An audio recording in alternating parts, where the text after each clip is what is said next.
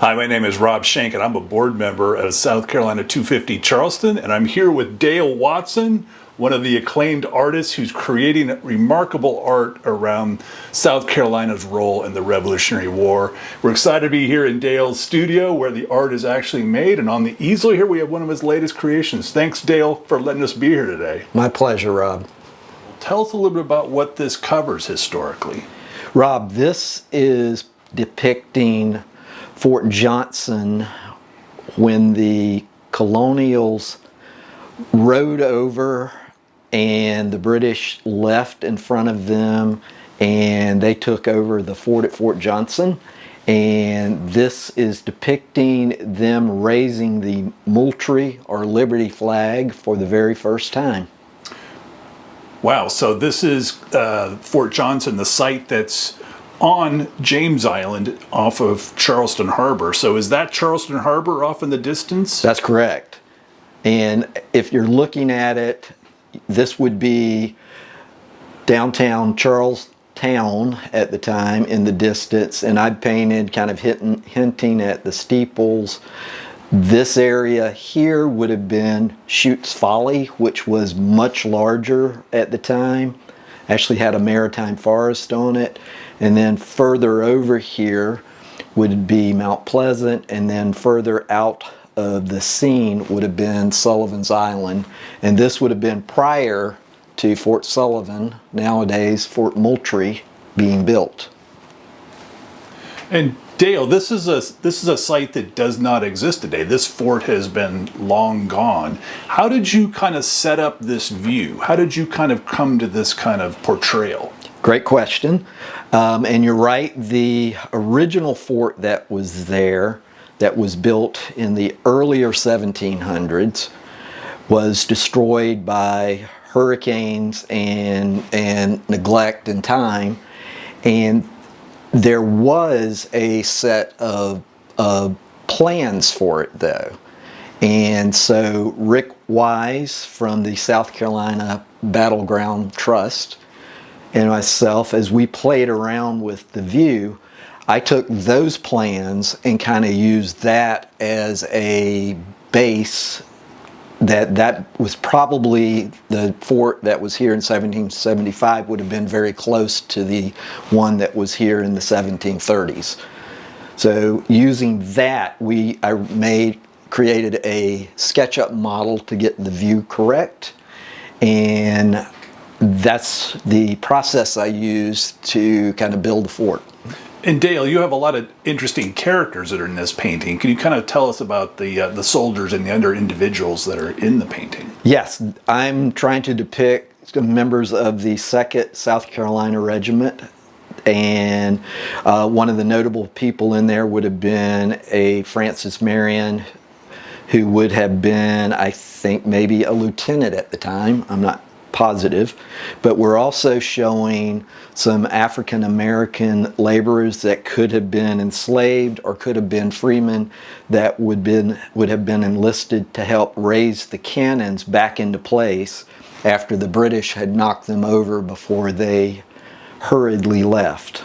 And that's what that pulley system is there in the left center? Yes, that is I believe it was called the gin and tackle.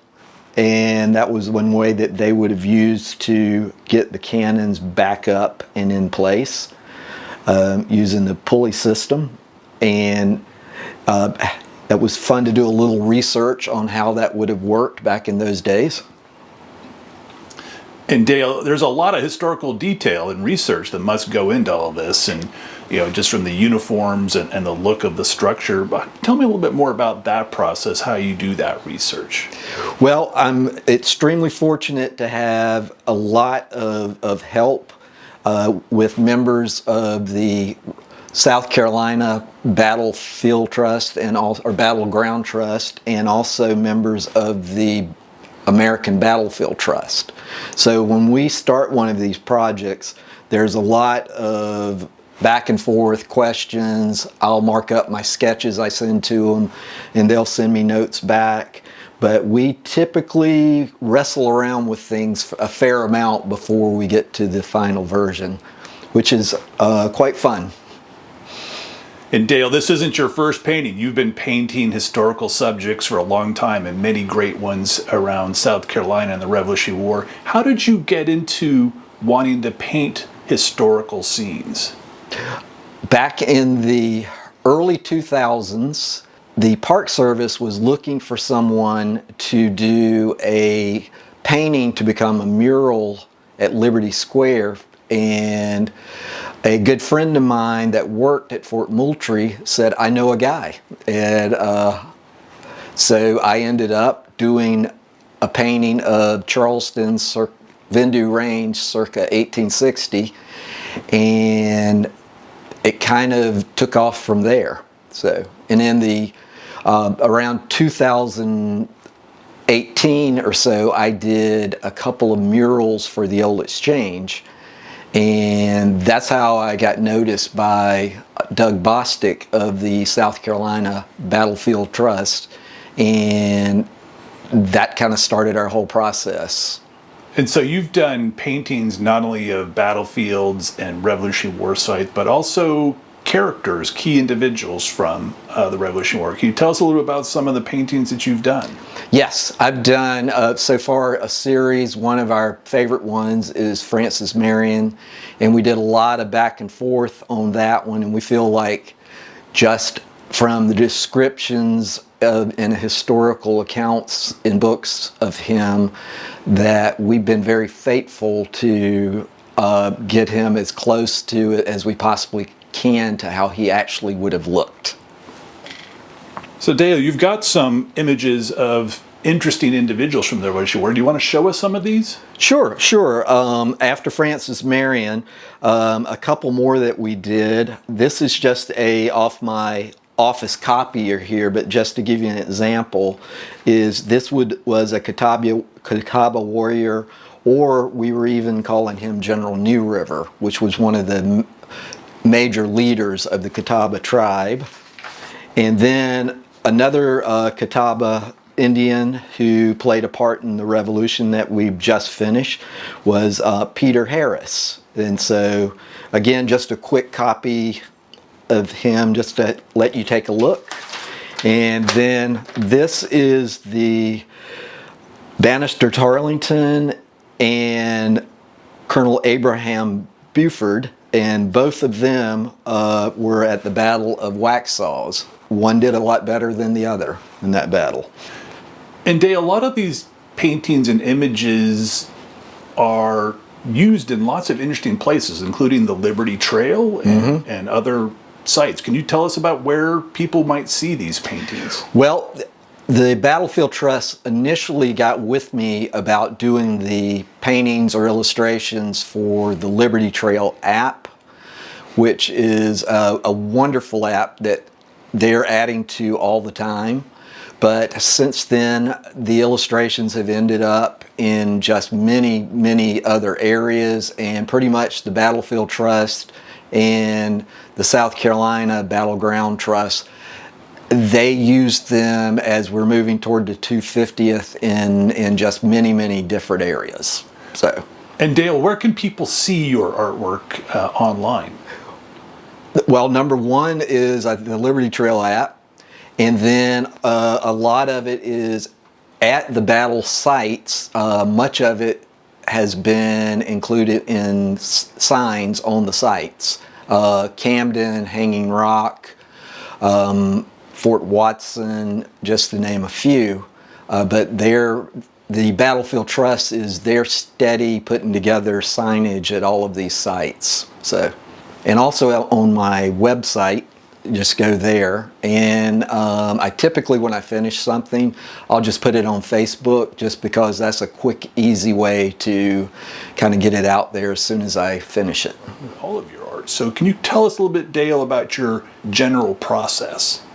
Well, it all starts out with an idea from the Battlefield Trust guys, and we'll usually, once they give me an assignment, I'll start out after we discuss kind of the general what we want the view to be. I'll start out with what I call thumbnail sketches, and sometimes it's just little scribbles in a sketchbook, or I do it on my iPad. but it's just quick little gesture drawings that I'll send back to them to see if we've got the general idea and let them respond to that. And from there, typically I will refine the drawing. Sometimes I'll create, if it's got buildings or structures, sometimes I'll create a quick model in a program I use called SketchUp, and to help me get the perspective and the view and the scale of the buildings correct, or structures. And then from there I will refine that up to what I call a rough sketch, where I have more defined line work. Run that by everybody again, get their notes, their comments, and then from there I typically will create a line drawing, and from there again get their approvals, and from there I'll start doing my painting. A lot of these, like Fort Johnson here, was actually done first as a digital painting, and I will do that, believe it or not, on my iPad. And once that's complete, I'll move it to Photoshop, where I have a larger Cintiq screen that I'll do my final cleanup and just making sure that everything looks right on that. And in the case of Fort Johnson, if I have something that I think's worthy of it and I really like it, I'll actually come back and paint it again, which is what I did here. So there's two versions of this. I have a digital version and I have the actual painting that I did. This one, sometimes I do them in oil. This one I did in acrylic. And Dale, how do we tell the difference between the digital and this physical one that you've created? My goal is that you almost can't. So, you know, nowadays you can do a lot of stuff with drawing programs. I approach the digital version the same way I would a painting. With the stylus that you can use now, there's many different brushes. Some I actually create or adjust myself so that it works for me. Sometimes I'll either paint watercolor textures or a sky or something, take a picture of it, and then put it into my digital work, so that it's sort of really a blending of all of whatever you need to get to the final product. You said this was also at one point 3D modeled, that you actually created a 3D model of the fort in this structure. Where did you acquire that kind of skill? Where did that come from? My background, a big chunk of my career, I started out in the field of architecture, and for a big chunk of my career I did architectural renderings. And so I have worked with architects, developers, builders over the years, and so I've done tons and tons of homes and commercial buildings, and so I'm very comfortable in putting together a 3D structure.